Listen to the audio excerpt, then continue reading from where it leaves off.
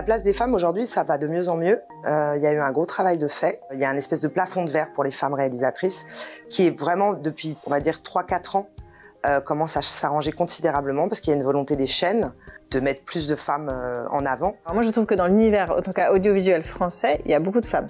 Donc c'est quelque chose qui, ici, sur Plus belle la vie, c'est pas forcément un truc qui nous est imposé, mais c'est quelque chose que l'on souhaite. Donc on défend aussi la place des femmes sur ce poste-là. Malgré tout aussi, c'est le réalisateur va insuffler forcément un souffle singulier et c'est très bien que les femmes aient autant de cette place-là.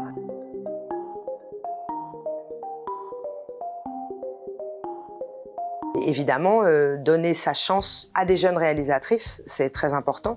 À des jeunes réalisateurs aussi, d'ailleurs, parce qu'en fait, c'est pas un combat des hommes contre les femmes, c'est aussi de donner leur chance à des gens qui démarrent. J'ai commencé comme beaucoup de gens, assistante régie, assistante mise en scène, assistante de production, et puis à force de travail, je suis là, j'en suis ravie. Voilà, moi, j'ai 42 ans et je reste quand même une plutôt jeune productrice. Je pense que les femmes aussi se sont longtemps auto-censurées.